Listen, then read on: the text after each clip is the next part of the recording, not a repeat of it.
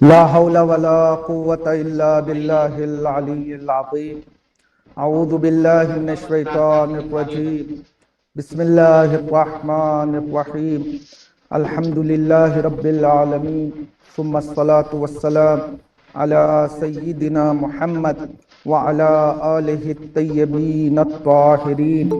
أما بعد، قال الله تبارك وتعالى في كتابه المبين وقوله الحق وهو أصدق الصادقين. بسم الله الرحمن الرحيم. قد أفلح من زكاها وقد خاب من دساها.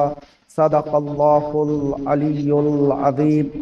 بار دیگر میں شکر گزار ہوں حوزہ علم امام حسن عسکری علیہ السلام کے تمام ذمہ داران کا، خصوصی طور پر مدیر محترم مولانا یاسین حسین عابدی صاحب کا، کہ جنہوں نے ایک بار پھر مجھے موقع فراہم فرمایا کہ میں پھر سے آپ حضرات کے درمیان آ سکوں اور کچھ ٹوٹے پھوٹے اخلاقی نکات جو کہ پہلی فرصت میں یہ خود میرے لیے ہوں گے، پھر اس کے بعد اس امید کے ساتھ کہ میرے ساتھ ساتھ آپ حضرات بھی ان نکات سے فائدہ حاصل کریں گے. آج کے درس اخلاق کا آغاز میں ایک مثال کے ساتھ کرنا چاہوں گا. مثال کے طور پر کبھی کبھی ایسا بھی ہوتا ہے کہ ہم فروٹس خریدنے کے لیے جب بازار جاتے ہیں تو دھوکے میں آ جاتے ہیں. مثال کے طور پر آپ بازار گئے، آپ نے چاہا کہ کچھ انار خریدیں. پہلے تو آپ نے انار کی شکل و صورت کو دیکھا. کچھ انار ایسے ہوتے ہیں جو دیکھنے میں واقعیت جذاب ہوتے ہیں، اٹریکٹیو ہوتے ہیں، بہت خوبصورت نظر آتے ہیں. چونکہ اس کی ظاہری شکل کو آپ نے دیکھا کہ انار بہت جو ہے اچھا نظر آ رہا ہے، تو آپ نے دل میں فیصلہ کر لیا کہ انار ظاہر میں اچھا ہے تو یہ انار اس کے باطن میں بھی اچھا ہوگا. آپ دھوکے سے اس کی ظاہری شکل و صورت کو دیکھ کر اسے خرید لیتے ہیں. آپ گھر واپس آتے ہیں. کبھی کبھی ایسا بھی ہوتا ہے کہ انار دکھنے میں بہت بیوٹیفل ہے، بہت خوبصورت ہے، بہت اٹریکٹیو ہے، لیکن جب آپ اسے کھولتے ہیں، جب اسے کاٹتے ہیں تو آپ کو نتیجہ کچھ دوسرا نظر آتا ہے. ظاہر میں انار ہو سکتا ہے کہ خوبصورت ہو، لیکن جب آپ نے اسے استعمال کرنے کے لیے کاٹا تو اس کی ایک دوسری حقیقت آپ کے سامنے آتی ہے. دکھنے میں، ظاہر میں، فارملی طور پر یہ انار بہت خوبصورت تھا، لیکن جب آپ نے اسے کاٹا اور اسے کھولا تو آپ نے دیکھا کہ یہ صرف دکھنے میں اچھا تھا، اس کے اندر انار کا کوئی ایسا دانہ نہیں ہے جو استفادہ کرنے کے قابل ہو. اور کبھی کبھی وائس ورثہ، اس کے برعکس بھی ہوتا ہے کہ آپ بازار جاتے ہیں تو انار دیکھنے میں، شکل و صورت میں اچھا نہیں ہے، دیکھنے میں اس کا سائز بھی چھوٹا ہے، دیکھنے میں مرجھایا ہوا بھی لگ رہا ہے، اس کا کلر بھی جو ہے بلیک کلر میں تبدیل ہو چکا ہے. تو آپ نے اگر اسے خرید لیا تو کبھی کبھی ایسا ہوتا ہے، دل میں خیال ہے کہ انار کی ظاہری شکل و صورت اتنی خراب ہے تو پتہ نہیں اس کے اندر کیا نکلے گا. کبھی کبھی ایسا بھی ہوتا ہے کہ دیکھنے میں انار جذاب نہیں ہے، اٹریکٹیو نہیں ہے، لیکن آپ نے اسے خرید لیا، گھر لائے اور اسے جب کاٹا تو آپ کے سامنے اس کا رزلٹ کچھ دوسرا ہے. اس کا ایک ایک دانہ میٹھا ہے، اس کا ایک ایک دانہ جو ہے استفادہ کرنے کے قابل ہے. تو اس مثال سے یہ بات سمجھ میں آتی ہے کہ کبھی کبھی چیزوں کی شکل و صورت اچھی ہوتی ہے، لیکن ان کا انٹرنل اور ان کا باطن اچھا نہیں ہوتا ہے. اور کبھی کبھی ایسا بھی ہوتا ہے کہ کسی کا ظاہری جو شیپ ہے، ظاہری شکل و صورت ہے وہ اچھی نہیں ہے، لیکن ایسا بھی ہوتا ہے کہ جس کی ظاہری شکل و صورت اچھی نہیں ہے اس کا باطن اچھا ہو سکتا ہے. اب اسی مثال کو ہم انسانوں پر اگر پیادہ کریں، انسانوں پر جو ہے اپلائی کریں، تو ہمیں پتا چلے گا کہ انسانوں میں بھی بالکل ایسی ہی بات ہے. بہت سارے لوگ ہوتے ہیں، اکثر جو ہم جج کرتے ہیں لوگوں کو ان کی ظاہری شکل و صورت کو دیکھ کر جج کرتے ہیں، ان کے کپڑے دیکھ کر جج کرتے ہیں، ان کا رہن سہن دیکھ کر، ان کا موبائل دیکھ کر، ان کے جوتے دیکھ کر. ہو سکتا ہے کہ کچھ لوگ ایسے بھی دنیا میں ہو کہ جن کا ظاہری نقشہ، ظاہری شکل و صورت، ان کا ایکسٹرنل جو شیپ ہے وہ کافی جذاب ہو، لیکن جب آپ ان کے قریب جائیں گے، ان سے بات کریں گے تو پتا چلے گا کہ صرف ان کا ظاہر اچھا ہے، ان کا فارمل اچھا ہے، لیکن ان کا باطن اور ان کا انٹرنل جو وجود ہے وہ قابل استفادہ نہیں ہے۔ نہ صرف کہ قابل استفادہ نہیں ہے، بلکہ بسا اوقات ایسے افراد بھی نظر آتے ہیں تو ظاہر میں بہت اچھے لگتے ہیں، لیکن باطن سے وہ بات کرنے کے قابل بھی نہیں ہوتے ہیں۔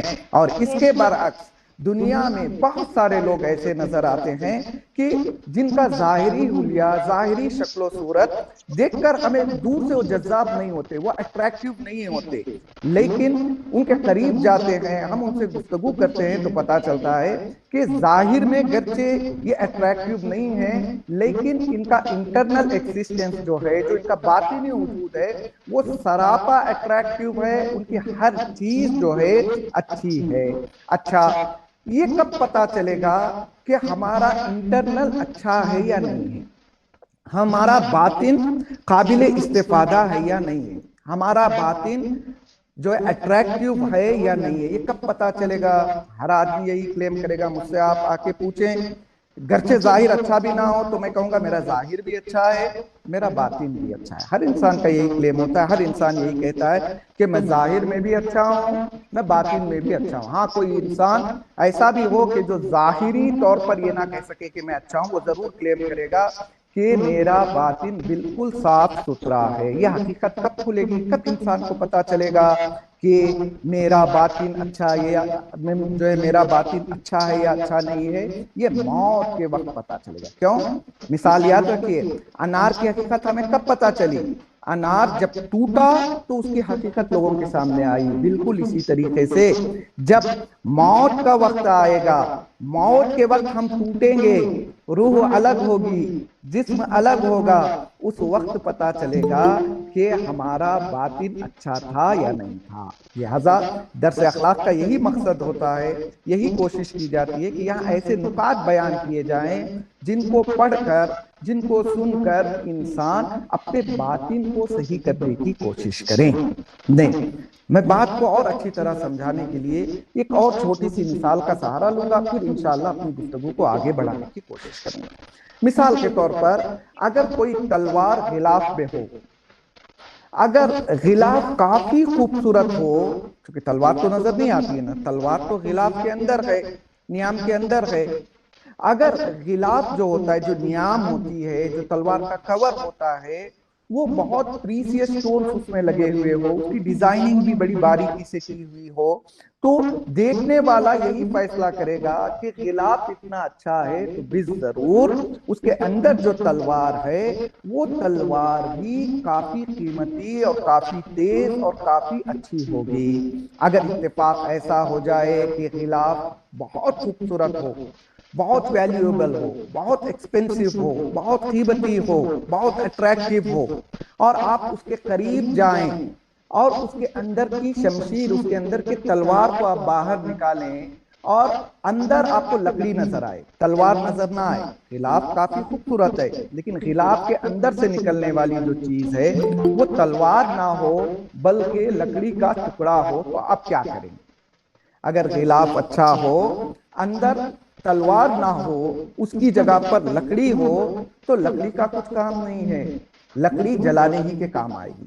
آپ کچھ دن رکھیں گے، جب آپ کا وقت جو ہے ایسا ہو جائے کہ آپ کو آگ لگانے کی ضرورت ہو، اس لکڑی کو اٹھائیں گے، آگ کے حوالے کر دیں گے۔ یہی بات ہم انسانوں کی بھی ہے۔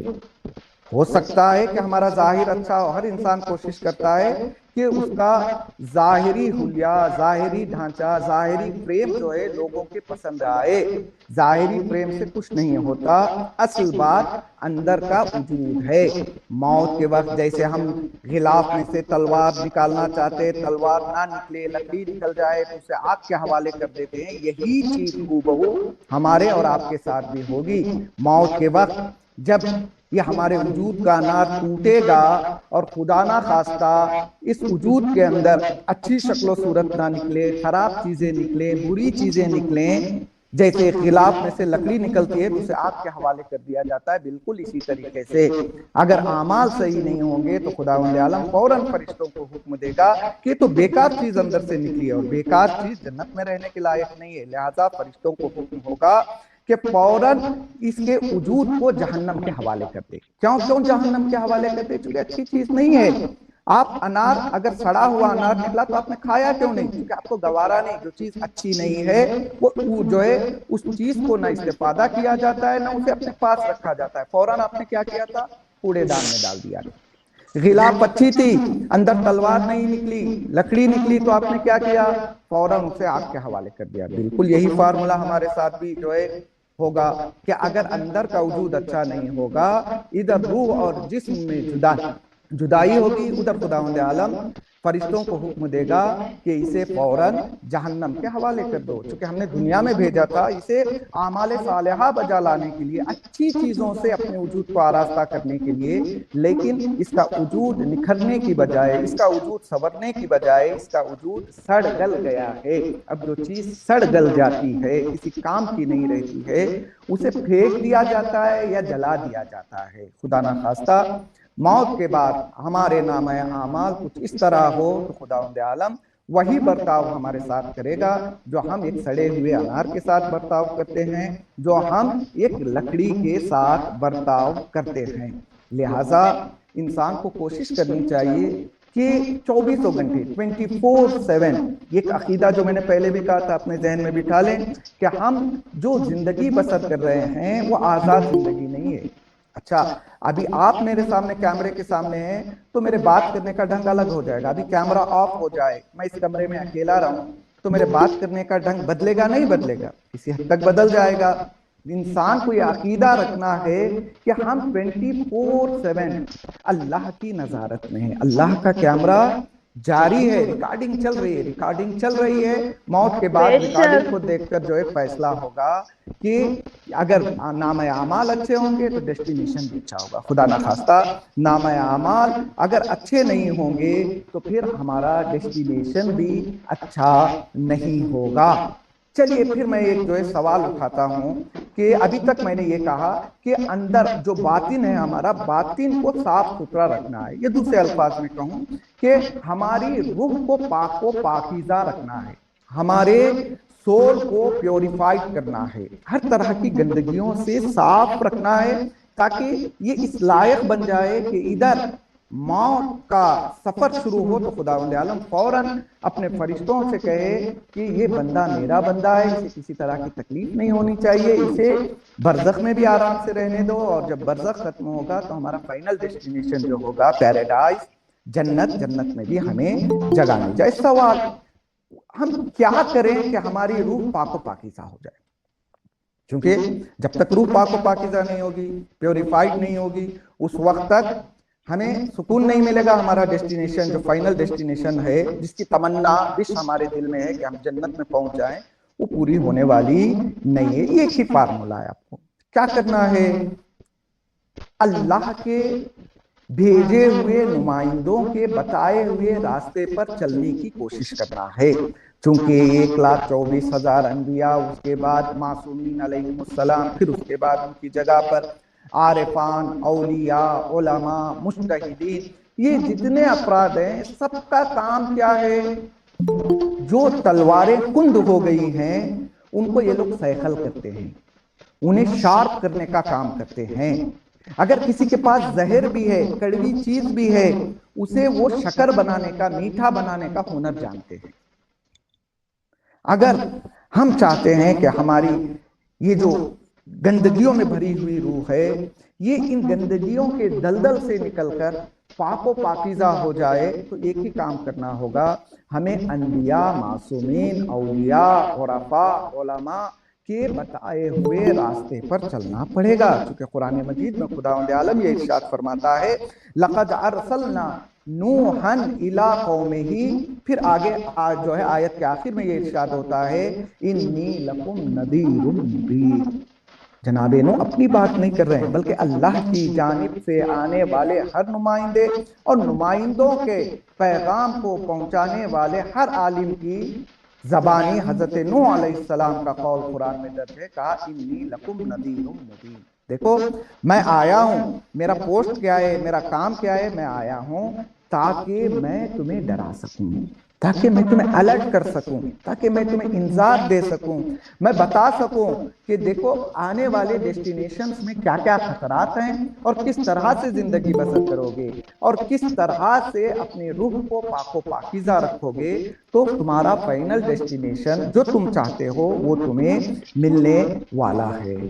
تو اگر ہم روح کو پاک و پاکیزہ کرنا چاہتے ہیں تو اس کا ایک ہی فارمولا ہے کہ اللہ کا پیغام جن لوگوں نے ہم تک پہنچایا ہے، ہماری یہ ذمہ داری ہے کہ ہم انہیں اوبے کریں، ہم ان کی اطاعت کریں، ان کی اوبیڈینس میں زندگی کو بسر کریں اور جان لیں، جیسا میں نے پہلے بھی کہا کچھ دیر پہلے، کہ ہم 24 گھنٹہ اللہ کے کنٹرول میں، اللہ کی نظارت میں زندگی کو بسر کر رہے ہیں۔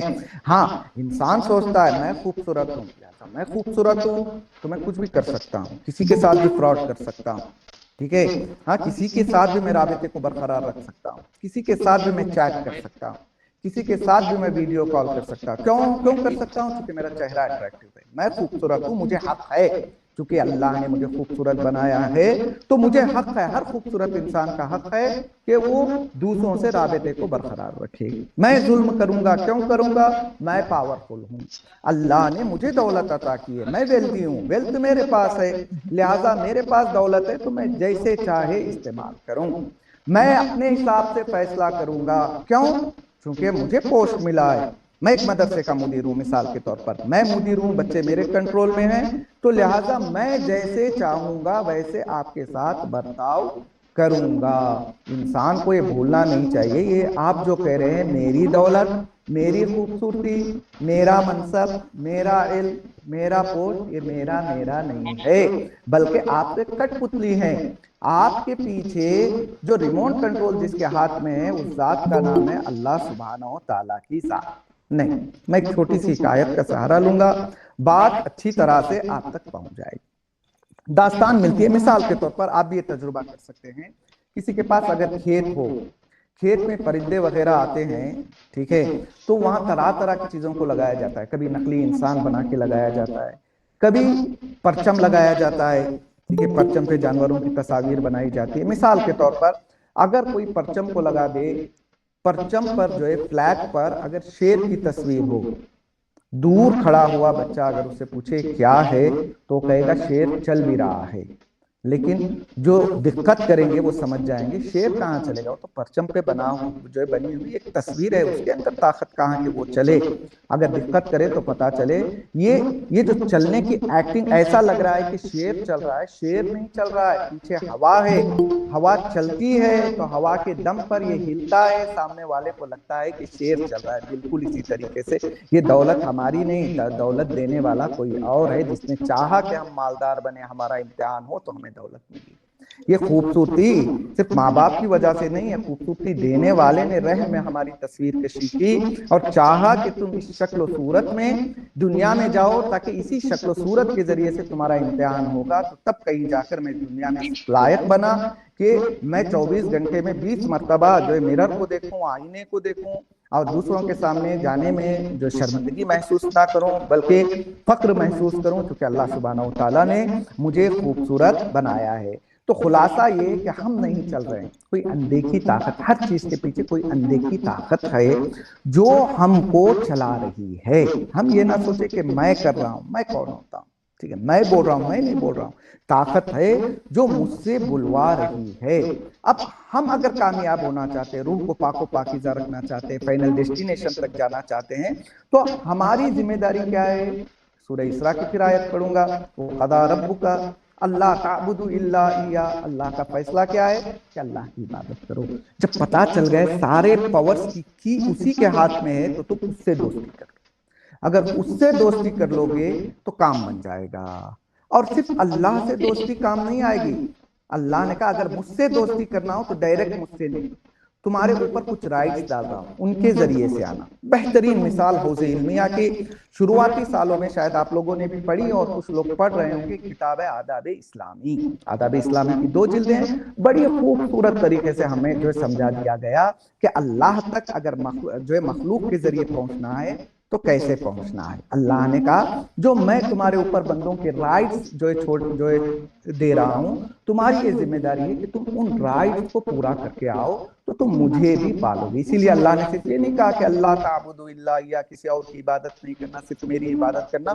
یہ ضروری ہے، پہلے مرحلے میں اللہ ہی ڈیسٹینیشن ہے، اللہ ہی سب کچھ ہے، لیکن اللہ سے پہنچنے کے لیے دوسرا راستہ ہے۔ سیمپل کے طور پر اللہ نے اسی آیت میں کیا کہا؟ بالوالدین احسانا، جو ہے عبادت میری کرو، لیکن ساتھ میں یاد رکھو کچھ ذمہ داریاں ہیں، اس کو بھی پورا کرنا ہے۔ وبالوالدین احسانا، والدین کے ساتھ احسان کرو۔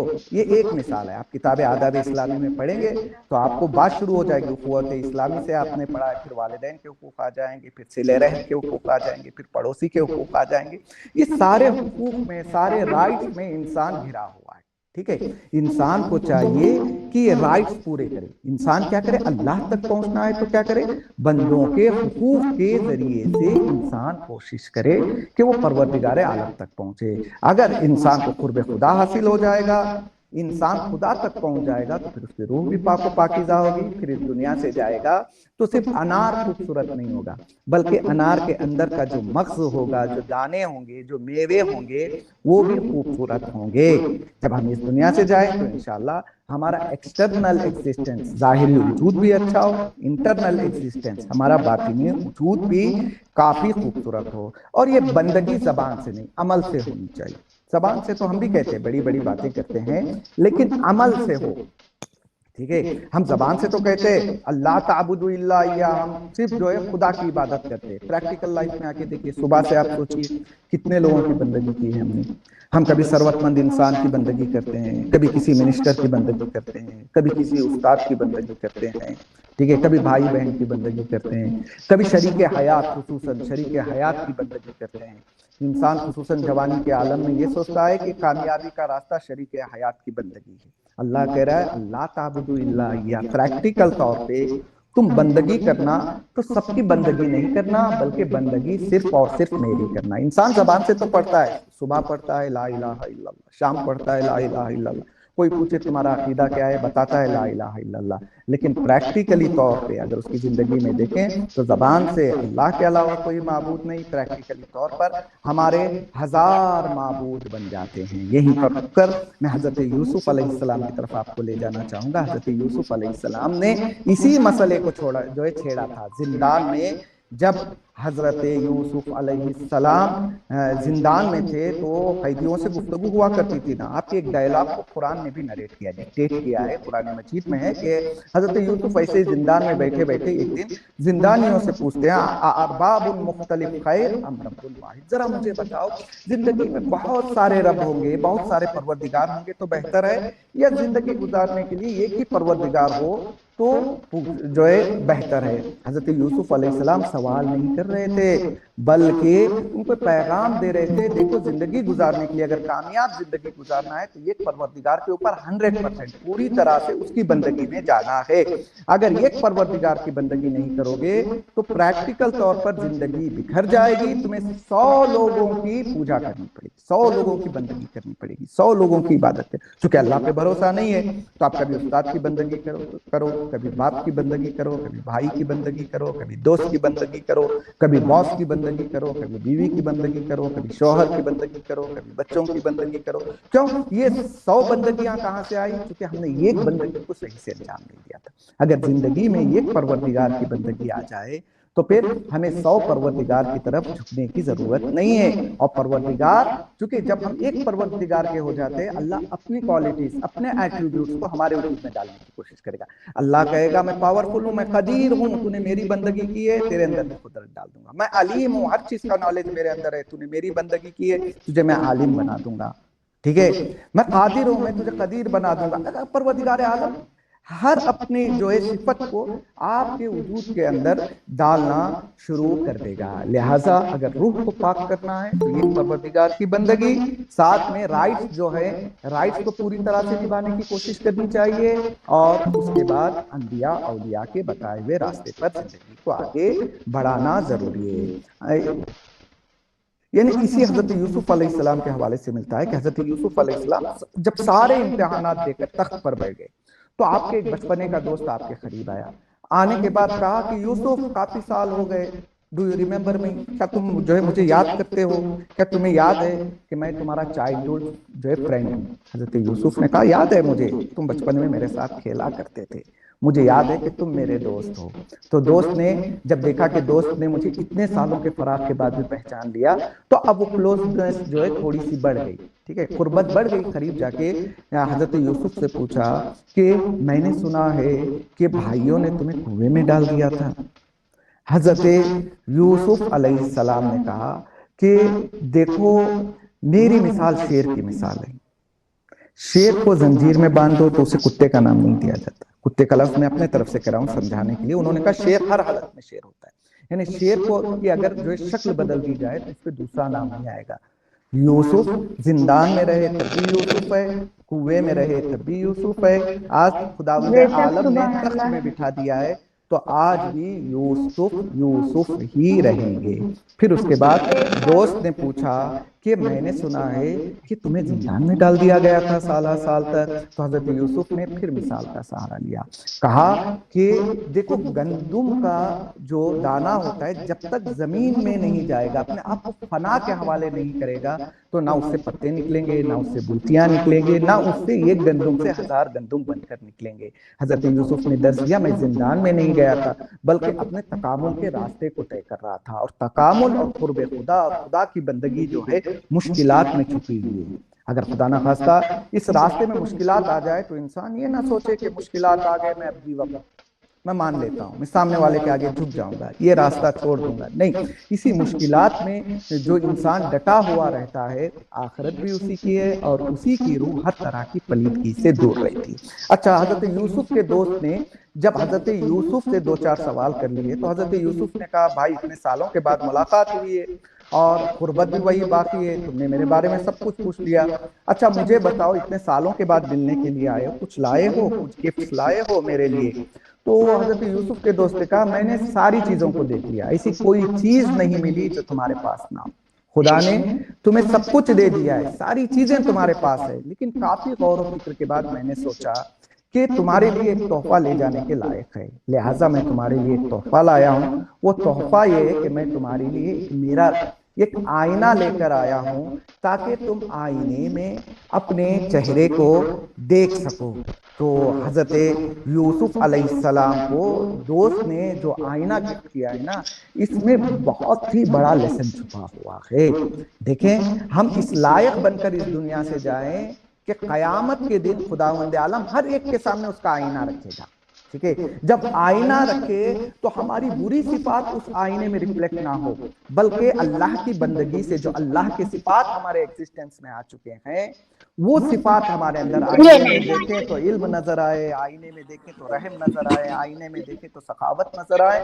انشاءاللہ میں امید کرتا ہوں کہ خداوند عالم ہم سب کو، مجھے، آپ کو، سب کو یہ توفیق عطا کرے کہ ہم یہ کوشش کریں، ہم یہ اسٹرگل کریں کہ ہماری روح، ہماری سوچ ہر طرح کے گندگی سے محفوظ رہے۔ والسلام علیکم ورحمۃ اللہ وبرکاتہ۔